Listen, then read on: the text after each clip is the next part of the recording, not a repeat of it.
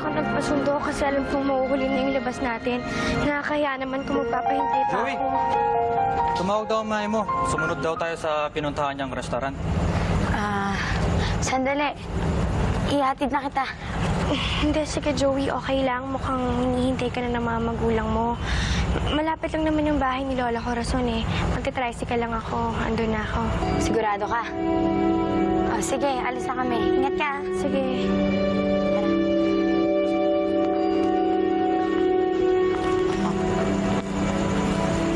Marie? June, ikaw pala. Wala pa ba sundo mo? Hindi talaga ako nagpasundo. Malapit lang kasi yung bahay eh. Mag-aabang na ako ng tricycle. Ang alam ko kasi, wala nang tricycle na ganitong oras eh. Sigurado ka? Oo. Sige, maglalakad na lang ako. Mauna na ako.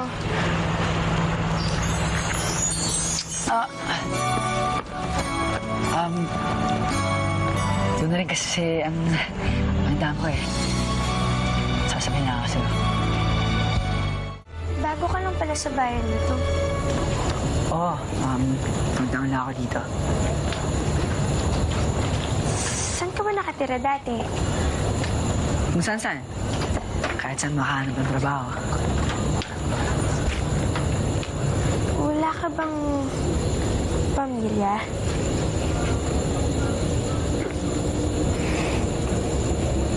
May kapatid ako dati.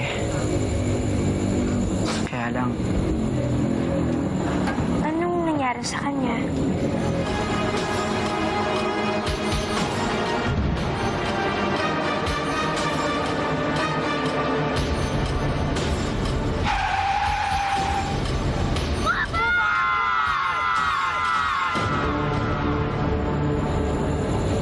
wala na siya eh.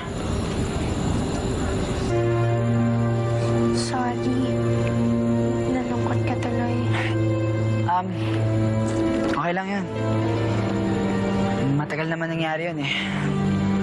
At siya natanggap ko na. Eh, kasi may mga nakilala akong mga kaibigan na parang mga kapatid ko na rin. Tulad ng mga bata sa ampunan. Nagtrabaho kasi ako dun eh. Yung